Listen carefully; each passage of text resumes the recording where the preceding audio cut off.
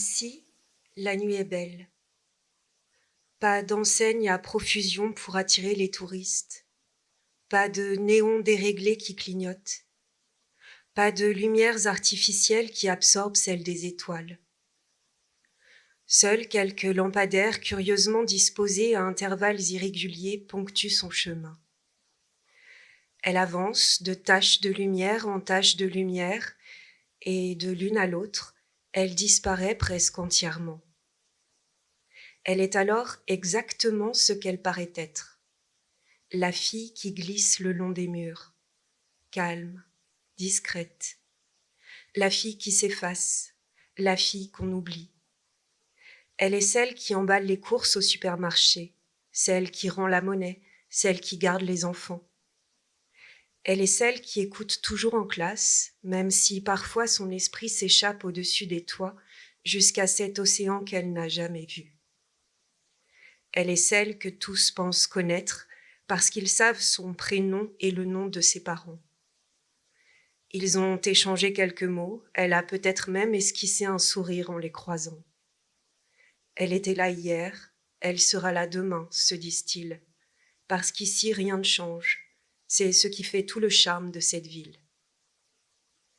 Pourtant, personne ne voit à quel point cette fille frémit.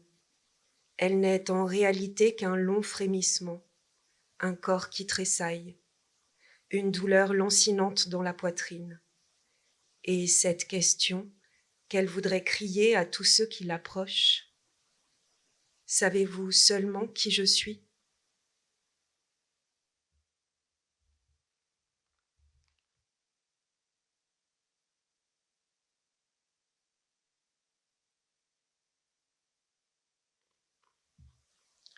Je n'ai rien vu venir. Rien dans l'air n'avait changé. Il n'y avait eu aucun signe avant-coureur, aucun indice. Une vie en moins, ça ne fait pas dévier la marche du monde. À cet instant, tout ce que je me demandais, c'était à quel endroit je pourrais emmener Janice quelques jours pour lui changer les idées. Et il ne me venait qu'une envie de péché qui n'allait pas lui plaire. À vrai dire, je ne sais jamais vraiment ce qui pourrait la satisfaire. Quand je me risque à lui poser la question, elle me répond « Tu le sais bien ». Et moi, ce que je sais, c'est que régler ce problème-là n'est pas dans mes cordes. Alors, je lui mens en lui disant qu'on trouvera une solution. Si la lâcheté est un défaut masculin, Dieu s'est bien fourvoyé avec moi. J'étais dehors, profitant du soleil dont mon bureau sans fenêtre me privait. Les yeux fermés juste assez pour laisser passer un rayon de lumière et j'essayais de respirer profondément. Inspiration en gonflant le ventre au maximum, puis expiration le plus lentement possible en laissant s'échapper un monocorde comme le sifflement d'un serpent. La colère était censée s'éloigner et si Janice y croyait, ça m'allait aussi. J'ai laissé le soleil me réchauffer doucement, je me sentais presque bien. Il était 15 heures, nous étions le 26 avril 2017. La date restera gravée dans ma mémoire, à moins qu'elle ne soit chassée par une autre date pire encore. Avec le genre humain, on n'est jamais sûr de rien. J'ai inspiré, puis expiré encore 2 fois, et quand j'ai rouvert les yeux, des gamins passaient à vélo en rigolant. « La shérif roupie, a crié le plus petit. J'ai fait mine de sortir mon arme, et il a rigolé de plus belle. C'est comme ça que ça se passe ici. Les gens font semblant, parce qu'il ne se passe jamais rien. À croire que la criminalité s'est arrêtée un jour aux portes de la ville, a pesé le pour et le contre, et s'est dit que finalement, ça n'en valait pas la peine, qu'il n'y avait pas assez de potentiel sur place pour perdre son temps. C'est une vraie bizarrerie du comté, cette ville, sans même un sac arraché dans la rue. Je me suis dit aussi que c'était une belle journée de printemps, juste la bonne température avant les grosses chaleurs de l'été. Une légère brise faisait se balancer doucement l'enseigne du bureau et un crachetis provenait de la radio de mon véhicule. Je me suis installée sur le siège conducteur et j'ai répondu à Donegan. Sa voix était tellement hachée que j'ai essayé de régler la fréquence, mais rien n'y faisait. Jusqu'à ce que je comprenne qu'en réalité, il pleurait. Donegan qui pleure, ça arrive plus souvent qu'on ne pourrait l'imaginer venant d'un adjoint du shérif. La plupart du temps, c'est le vendredi soir, après le service, quand il a un peu trop bu et qu'il se lamente sur la seule petite copine qu'il n'ait jamais eue ou sur sa mère, repartie en Irlande parce qu'elle avait le mal du pays qu'elle avait à peine connu. J'ai rarement vu un homme pleurer autant, et surtout de manière mécanique, parce qu'il sait que ça lui fera du bien, comme d'autres avalent des tonnes de nourriture ou s'abruttissent devant la télévision. Certains remplissent, lui se déleste. Donegan, et sa tête minuscule en proportion de son corps massif, presque rectangulaire, les épaules aussi larges que les hanches. Donegan, qui pleure sans s'arrêter sur le seul verre de bourbon qu'il s'autorise par semaine, en le faisant pivoter quart de tour par quart de tour, inlassablement, jusqu'à ce qu'il me donne le tournis et l'envie irrépressible d'immobiliser ses grosses pognes. Donegan, qui pleure devant les clients du bar, qui ont fini par s'habituer à le voir en larmes le vendredi soir, parce qu'ils savent que c'est son moment de relâche et que de toute façon, il ne se passera rien de grave. En fin de soirée, quand son visage est rouge et encore ruisselant de larmes, il sort son mouchoir de batiste, tiré de la collection que sa mère lui a laissée avant de partir. Il faut croire qu'elle le connaissait bien, son fils. Il s'essuie consciencieusement les joues, les yeux, ses joues roses de bambin, et quand il a terminé, il nous regarde et nous dit dans un large sourire « Ça va mieux maintenant ». Ce à quoi Sean lui répond tout aussi invariablement « Je veux bien te croire, mais avec toute l'eau que t'as perdue, je comprends pas que tu sois toujours aussi gros. » Ça fait rire Donegan, parce qu'il a bon caractère. Même si Sean n'est pas exactement le type le plus bienveillant qui soit. Ses remarques ne le mettent jamais en rogne. Ce qui est une bonne chose.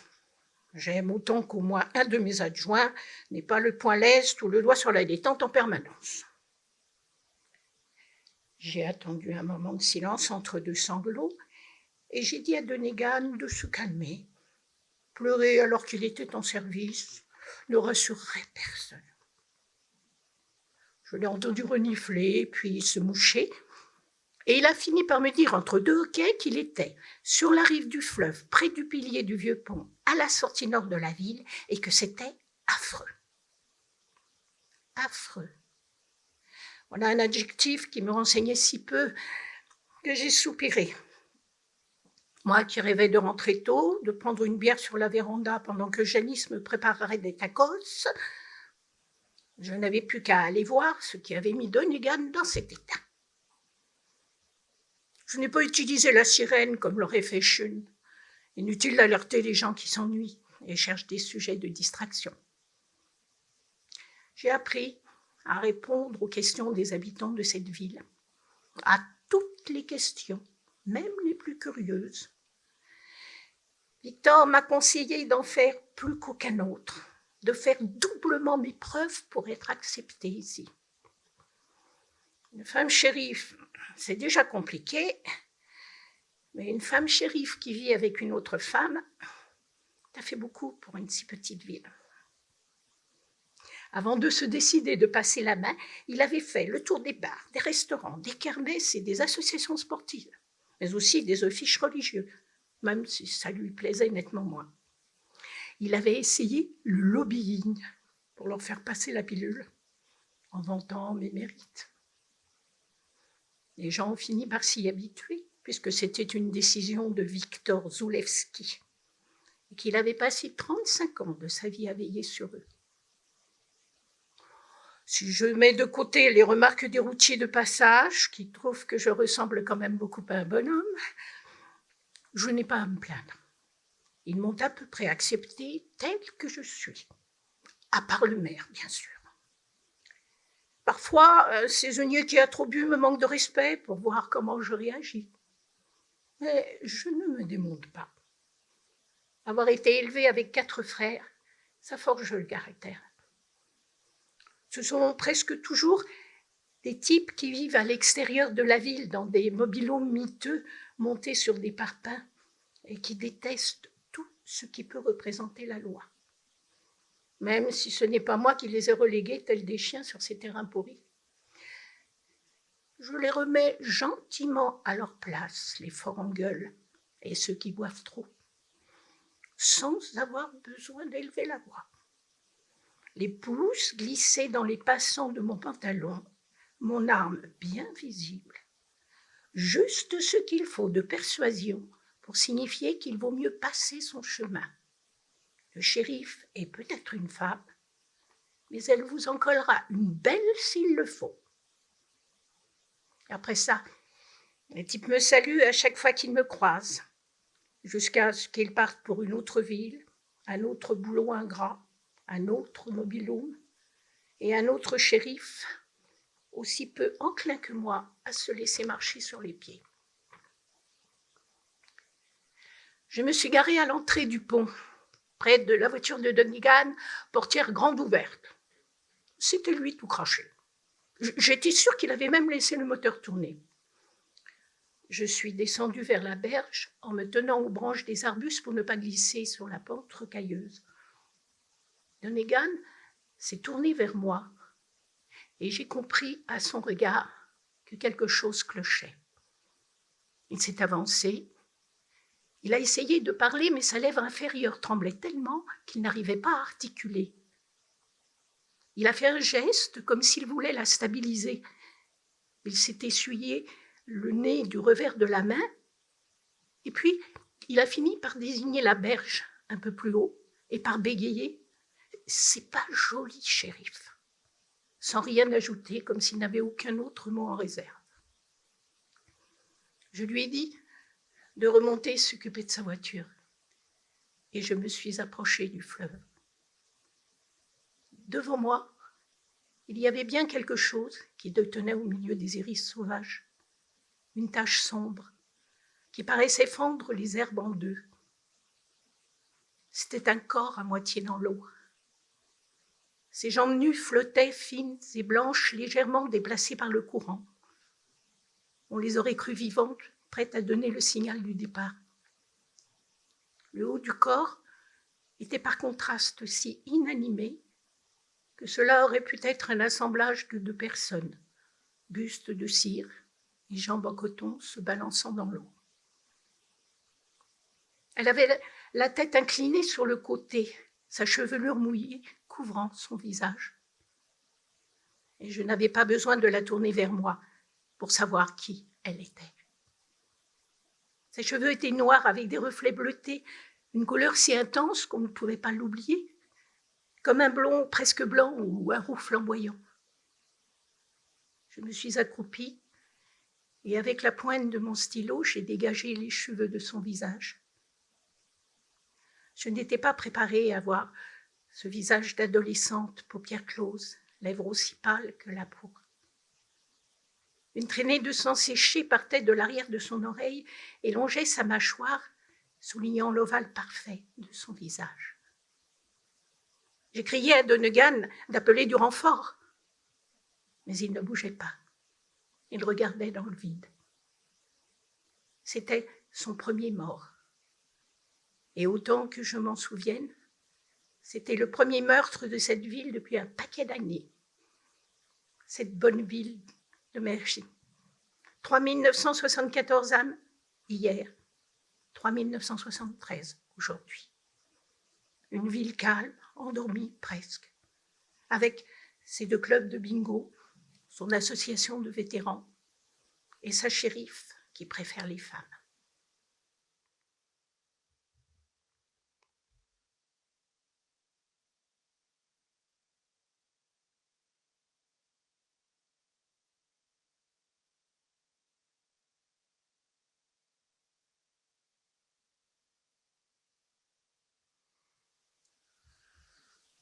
Je m'étais endormi, un livre ouvert posé à plat sur mon torse, au cas où les idées infuseraient.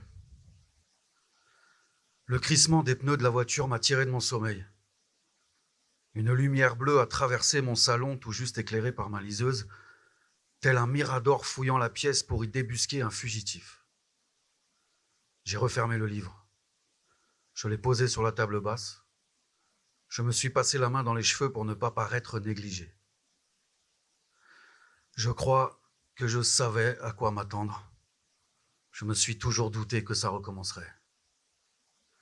J'ai entendu des coups violents à la porte et en ouvrant, c'est un homme que j'ai découvert, un type qui piaffait sur mon paillasson.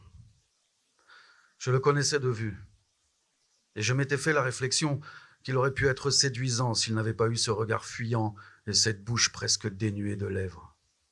Son uniforme n'était pas de première fraîcheur. Il s'est présenté. Sean quelque chose, adjoint du shérif, et j'ai eu l'impression qu'il butait sur le mot adjoint. Il a collé sous mon nez un bout de papier graisseux. Il y a des gens qui salissent tout ce qu'ils touchent. Ça doit bien signifier quelque chose. J'ai un mandat de perquisition. Vous voyez ce que c'est, monsieur Chapman? Mieux que quiconque, et je crois que tu le sais pertinemment, Sean machin chose qui te tient dans l'embrasure de ma porte, prêt à prendre possession de ma maison. Je n'ai pas répondu. Je lui ai souri. Je sais sourire en toutes circonstances. J'ai observé ma mère suffisamment longtemps pour maîtriser cet art à la perfection. J'ai souri et je me suis effacé en lui désignant d'un geste ample la pièce derrière moi, toujours plongée dans une semi-obscurité, toujours balayée du faisceau du gyrophare de sa voiture, curieusement garée à cheval sur le trottoir. Encore plus pressé d'arriver que je ne l'imaginais, avec sa parcelle d'autorité serrée dans la main. J'ai allumé l'interrupteur et un instant, il a paru décontenancé. Son fantasme de perquisition devenait réel. Mais cela n'a pas duré. Il a vite affiché la mine d'un gamin lâché dans un magasin de jouets qui se tortille pour se débarrasser de sa mère et s'échapper dans les rayons, toucher à tout et semer la pagaille. Ici, aucune poigne maternelle pour l'arrêter. Un second agent est entré, jamais vu auparavant, et eux deux, appliqués comme des gosses. Ils ont envoyé promener les coussins, retourner les tiroirs, tirer les meubles sans considération pour le parquet verni de Madame Garner. Le faux beau gosse ravageait mon salon tandis que l'autre fonçait à l'étage. Je me suis demandé s'ils n'auraient pas dû être plus nombreux, si tout était bien régulier. J'ai essayé d'être le plus aimable possible. Je lui ai demandé ce qu'il cherchait pour lui faire gagner du temps. Il s'est contenté de me regarder en souriant, mais ce n'était pas le sourire de ma mère. C'était le genre de grimace qui vous passait l'envie de le voir recommencer. Ses dents étaient tachées par la nicotine et il lui manquait une prémolaire à gauche. C'était le marqueur social le plus évident. Il était probablement pauvre, sans couverture médicale, et moi. J'avais des dents parfaitement blanches et alignées, grâce au travail méthodique d'un dentiste pour qui l'à peu près ne semblait pas une option envisageable. Il s'est arrêté devant ma bibliothèque et l'idée qu'il puisse toucher un seul de mes livres m'a subitement rebuté. La compagne de Janice n'était pas là. Elle n'avait pas l'air d'aimer les livres. Et il y avait fort à parier que celui-là ne les aimait pas davantage. Qu'est-ce que c'était que cette ville dont les habitants détestaient à ce point la littérature? Il a observé le dos des livres, et cette scène m'en a rappelé une autre, dans un autre appartement, une autre ville, une autre existence aussi. Le shérif aux dents jaunes en a attrapé un au hasard au milieu d'une rangée, il l'a secoué comme s'il pouvait en faire tomber des pièces, puis il a recommencé, livre après livre, reposant de travers le précédent. C'était à peine supportable, parce que cette bibliothèque représentait à peu près tout ce qui me restait de ma vie d'avant. J'ai fait 2 pas vers lui, j'ai posé la main sur son avant-bras pour le stopper, il m'a dévisagé, interloqué, et pendant qu'il me fixait avec ses yeux d'ahurie, des images se sont échappés du livre qu'il tenait et sont tombés lentement attiré par la pesanteur terrestre. Des images d'une jeune fille qui semblait endormie. Une jeune fille un peu dénudée, offerte sans secret. Et nous sommes restés là, tous les deux immobiles, le policier et moi, avec ces photos entre nous, éparpillées au sol. Je ferme les yeux, mais je connais déjà ces images. Elles sont imprimées sur ma rétine. Naissance des seins, mamelon, ventre, clavicule. Les images sont là, et moi je reste muet tandis que l'autre me parle, une voix comme venant d'un bocal. Je n'entends pas tout. Tu n'entends que ce qui t'arrange, disait ma mère. Je n'entends que ce qui mérite d'être entendu, c'est tout. Vous voulez bien me suivre au poste, dit la voix du bocal. Ce n'est pas une question. Je sais qu'elle n'attend pas de réponse, seulement de l'obéissance. Je suis bien élevé, tout le monde s'accorde à le dire. Mais doit-on être bien élevé avec un shérif aux mains poisseuses qui fouille vos livres de la même manière qu'il fouillerait une décharge? Les photos sont déjà dans ses mains gantées de latex. Il les range dans une pochette transparente, sans en perdre une miette, et avec elle, un morceau de papier déchiré qui ressemble à une lettre. Il lève la tête vers moi, me fait un sourire d'un autre genre. J'ai peut-être toutes mes dents, et lui non, mais c'est lui qui a le pouvoir, et pas moi. C'est son moment de grâce. Il est heureux. Et moi, je ne suis qu'un pauvre imbécile qui n'a rien vu venir. L'adjoint m'a conduit au poste, sans m'avoir mis les menottes, ni avoir actionné la sirène. Dans une aussi petite ville, il suffisait de m'installer à l'arrière de sa voiture pour que la mécanique s'enclenche. On n'arrête pas les gens pour rien. Il n'y a pas de hasard. Pendant qu'il roulait assez lentement pour que tout le monde nous voie, il jetait des regards dans le rétroviseur, peut-être pour s'assurer que j'étais toujours là, ou conscient de ce qui m'arrivait. J'avais l'impression d'être devenu un personnage de série policière, sauf que je n'avais pas le choix du rôle, uniquement le choix de l'interprétation. Il s'est garé devant un bâtiment de plein pied, tout en longueur, un rectangle posé sur des parpaings en guise de fondation. Il semblait se dresser là juste pour la forme, parce que même ici, il fallait bien des bureaux pour le shérif. Peut-être n'y avait-il rien derrière le décor de carton-pâte, rien d'autre que du vide ou de faux shérifs posant pour les touristes. Je vais peut-être rire de ma crédulité dans quelques minutes. Nous ne sommes pas à New York, rien de grave ne peut arriver. Sean les dents jaunes s'est tourné vers moi. J'ai dû parler tout haut sans même m'en rendre compte. Il n'a rien dit. Il s'est contenté de sortir de la voiture et de m'en extirper comme si j'allais opposer une quelconque résistance. Je sais reconnaître une situation embarrassante et celle-ci correspond en tout point aux critères imposés, un policier obtus et un suspect au passé chargé. Il m'a fait entrer dans la boîte au mur en crépi ocre et je n'ai pas pu m'empêcher de les effleurer au passage pour voir s'ils étaient réels. À l'intérieur, il y avait une femme d'âge mûr, assise derrière un vieil ordinateur et debout contre un casier, Donegan, mon apprenti comédien, dont la mâchoire s'est décrochée d'un coup en me voyant. Son regard est passé de mon visage à celui de son collègue et je n'ai pas aimé ce que j'ai vu dans ses yeux. Ça ressemblait à de la panique. L'autre a déclaré qu'il allait procéder à mon interrogatoire puisque le shérif Hobler était introuvable.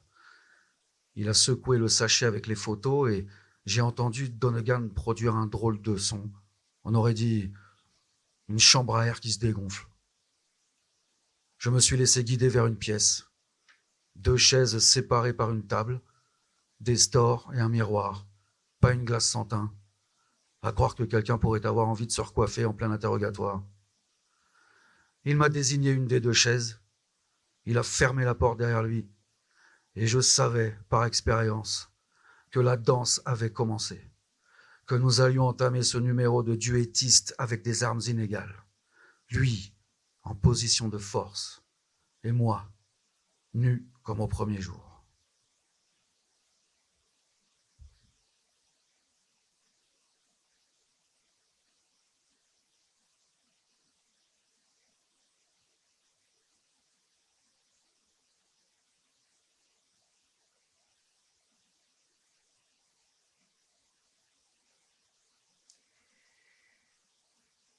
Ma mère est plantée dans l'embrasure de la porte, une main posée sur la hanche, à croire qu'elle va débuter un défilé en maillot de bain. Elle a sa tête de « je ne suis pas contente, vraiment pas contente », qui est moins affreuse que sa tête de « tu ne sais pas à quel point tu me déçois », qu'elle réserve à papa. Elle n'a pas accouché de lui. J'imagine que du coup, elle n'est pas obligée de l'aimer tout le temps. Alors que moi, je suis la chair de sa chair. Je suis sortie de son corps et elle a eu une révélation. C'est ce qu'elle rabâche depuis que je suis assez grande pour comprendre ce qu'elle me dit. Et encore quand j'arrive à la suivre. C'est pas une question de débit. C'est une fille du Kentucky. Elle parle assez lentement. Même les vieux arrivent à la comprendre. Non. C'est ce qu'elle dit qui m'échappe des fois. Un spécimen, ma mère. Je pense qu'elle a été rejetée par son peuple d'extraterrestres. Elle les a usés et ils l'ont foutue dehors. Tiens, va pourrir la vie de quelqu'un d'autre et surtout ne reviens jamais. Elle a bien bossé depuis. Personne la ramène quand elle est dans les parages, parce que Vicky Ellis, c'est un programme en soi. Pas besoin d'aller au cinéma. Papa dit qu'il a craqué quand il l'a vue la première fois. Elle lui faisait penser à Vicky Val, mais j'ai eu beau chercher dans sa collection de comics, j'ai pas trop compris le rapport. Donc, la Vicky qui me sert de mère est là, plantée à l'entrée de ma chambre avec sa bouche pincée. C'est pas bon ça comme expression, ça va lui faire des rides, et après on va en entendre parler matin, midi et soir. Personne n'a envie de ça. Même pas papa, aussi amoureux soit-il. Elle n'est pas contente que j'ai séché les cours depuis une semaine, alors que jusqu'à ce que le lycée appelle, elle ne s'était rendue compte de rien. C'est dire l'écart entre le discours de la mère parfaite et la réalité. Et qu'est-ce que je vais devenir si je ne vais plus en cours, si j'arrête ma scolarité ? Aucune université ne m'acceptera. Est-ce que je veux avoir le même destin que les gamines de Mercy, mariées à 20 ans et mères à 22 ? Est-ce que c'est ça que je veux ? Vraiment ? Je ne dis rien, mais j'ai bien envie de rigoler. Elle a arrêté l'école à 16 ans et à 18 ans, elle défilait déjà en maillot. Vierge, mais en bikini devant des vieux dégoûtants sûrement capables de deviner son tour de hanche et la profondeur de ses bonnets en un coup d'œil. Elle dit que c'est justement parce qu'elle n'a pas fait d'études qu'elle veut autre chose pour moi. Je n'arrive pas à savoir quoi, mais je ne marcherai pas dans ses traces d'escarpins.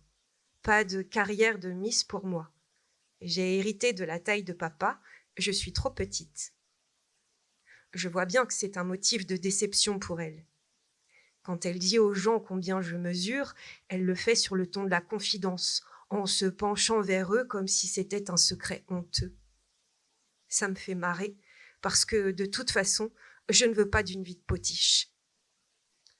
Donc oui, je ne suis pas allée en cours, mais ça ne veut pas dire que j'y retournerai jamais. J'ai aucune envie de passer le restant de mes jours ici, plutôt crever. Je ne suis pas allée au lycée parce que j'avais une excuse en or pour sécher les cours. Une excuse qui tient en un mot, qui cloue le bec de tout le monde. Alors pourquoi se priver ? Léo. Voilà. Il suffit que je dise Léo pour que les gens ferment leur clapet et prennent un air désolé. Léo. Léo. Léo. Léo. Qu'est-ce qu'ils peuvent répondre à ça ? Je tourne la tête vers ma mère dans un mouvement cinématographique si souvent répété devant ma glace. Mes cheveux déferlent sur mes épaules comme s'ils voulaient me cacher. Mes yeux sont humides, 2 larmes coulent déjà le long de mes joues. Me voilà dans mon rôle. Maman, je ne peux pas y aller sans elle. C'est trop dur. Elle me regarde sans qu'aucune expression passe sur son masque de cire. Je crois que le docteur Maurice y est pas allé de main morte avec les injections. Elle soupire. Elle n'est pas loin de la saturation, mais elle ne peut rien faire pour régler ce problème. Léo n'est plus là et elle n'a rien à répondre à ça. En septembre, j'avais manqué la première semaine de cours. J'avais aucune envie d'y retourner et de me retrouver et de retrouver les mêmes têtes, rentrée après rentrée, depuis le jardin d'enfants. Certains ont changé, ils sont moins laids que quand ils étaient petits et parfois c'est le contraire. La puberté rebat les cartes, il paraît. Dans tous les cas, même avec des seins et des fesses qui apparaissent de nulle part, des biceps qui tripent de volume, même en ayant l'air de futurs adultes, ce sont déjà des vieux sans ambition. C'est carrément à vomir. Parfois, à la fin de l'été, on découvre qu'un vilain petit canard s'est transformé en beau gosse ténébreux, mais on ne me la fait pas. Quand on a été moche petit, on reste toute sa vie un gamin maigrichon ou obèse.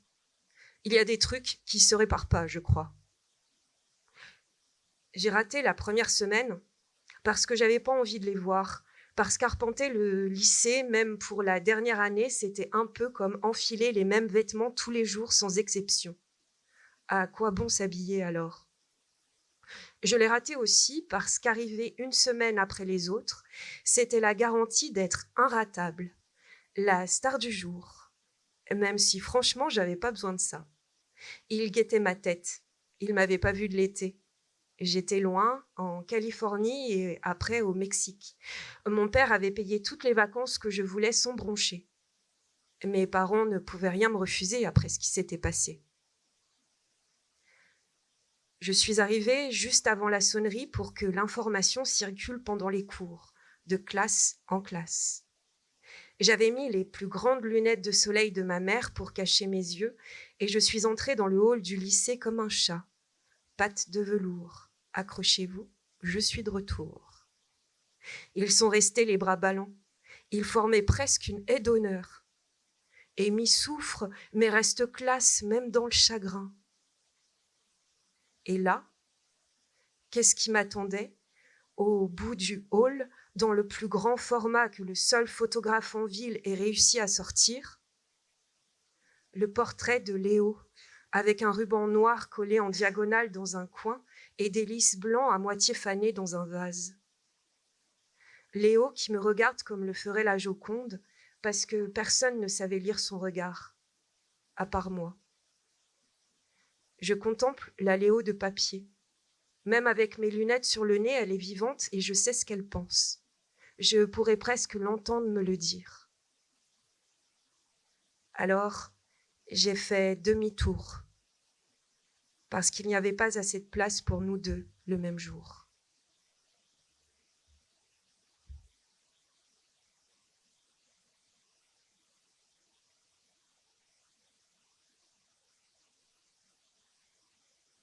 Vous savez ce qu'on dit des Italiens ?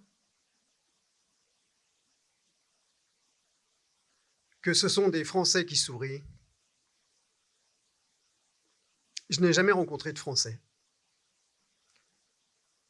En revanche, ce que je sais, c'est qu'elle m'a souri, au moins pendant quelques années.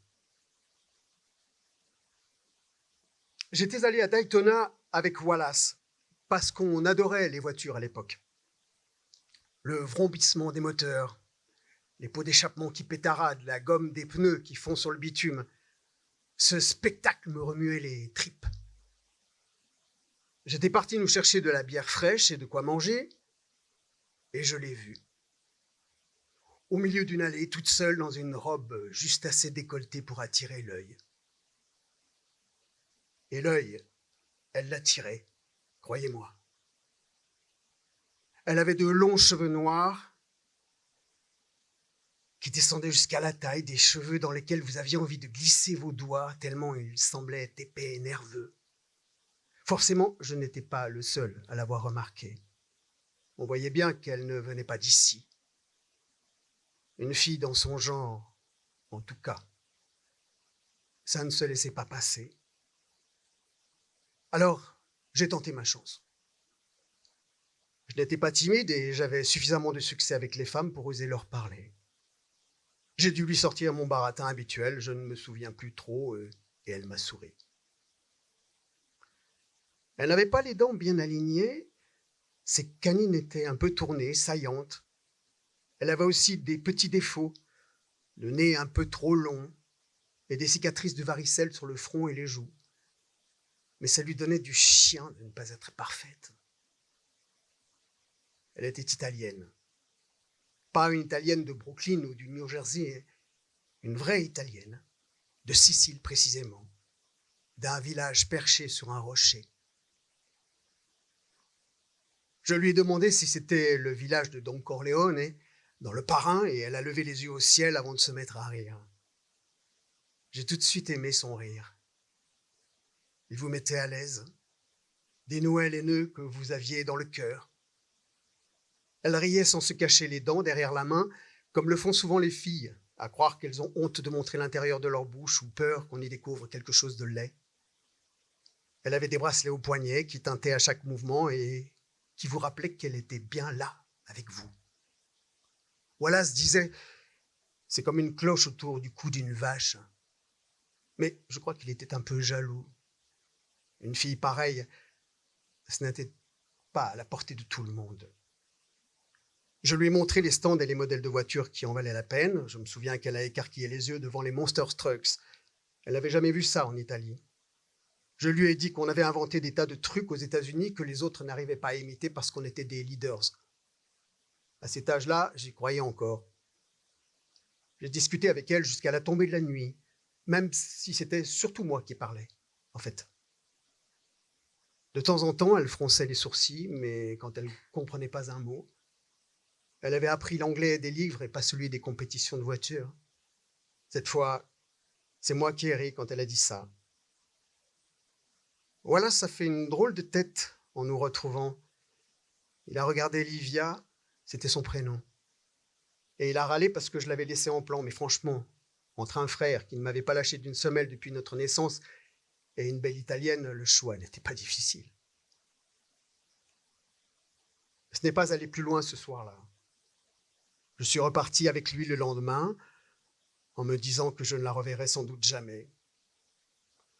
Je lui avais quand même donné un bout de papier sur lequel j'avais noté le numéro de téléphone de la maison parce qu'on n'avait pas de portable à l'époque. Je lui ai dit que j'habitais une jolie petite ville à la campagne, Mercy. Tout un programme, ce nom.